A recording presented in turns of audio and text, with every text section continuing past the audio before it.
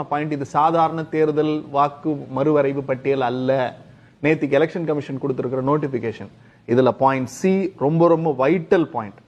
Modified enumeration form annex 3 and declaration form annex 4 shall be applicable for SIR in these states and UTs. தமிழ்ல சொல்லுங்க. இந்த படிவம் என்பது வாக்காளர்கள் அனைவரும் விஜயனும் நானும் கொடுக்கணும். நான் உயிரோட தான் இருக்கேன், இந்த முகவரியில தான் இருக்கிறேன்னு எனுமரேஷன் ஃபார்ம் கொடுக்கணும். சார் டால்பின் சார், நீங்க தலையெல்லாம் ஆட்டாதீங்க, அது சட்டம். நீங்க போட்டிருக்கீங்க. இந்த இடத்துல இந்த எனுமரேஷன் ஃபார்ம் தான் இங்க கிரக்ஸ். நாங்க சொன்னோம்ல, நீங்க தாகா மாவட்டத்துல 80,000 முஸ்லிம்ஸை நீங்க நீக்கி இருக்கீங்க.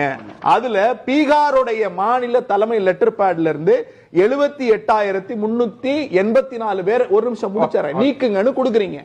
இவங்க கிட்ட எனுமரேஷன் ஃபார்ம் வாங்குறாங்க. இந்த 80,000 பேர் எனுமரேஷன் ஃபார்ம் கொடுத்திருக்காங்க sir. they have the copy. தேர்தல் ஆணையத்துல அந்த காப்பி இல்ல. ரெண்டாவது கேள்வி, இன்னொரு விஷயம். அண்ணா முடிச்சறேன், சாரி நான் முடிச்சறேன். நான் திரும்ப கயால, பீகார்ல கயா மாவட்டம் எஸ்ஐஆர் பாக்குறாங்க. சக்சஸ்ஃபுல்லா முடிச்சிட்டேன்னு சொன்னார்ல, ஒரே அட்ரஸ்ல 947 பேர் இருக்காங்க. ஒரே ஒரு அட்ரஸ்ல. இதுதான் அவங்க லட்சணம். நான் கேட்டது ஒரு இடத்துல கரெக்டா 80,000 பேரை நீக்கிறது முஸ்லிம்கள் வாழுகிற இடம்.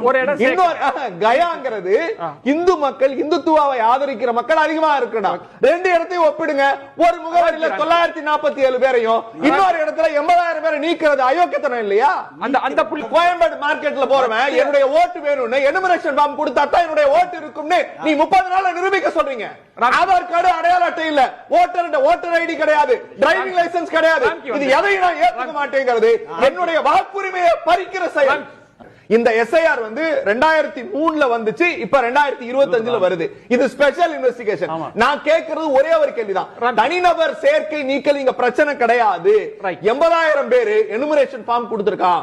80,000 பேருக்கு எனுமரேஷன் ஃபார்ம் காணாம போயிருச்சு. இதுக்கு யார் பதில் சொல்றது?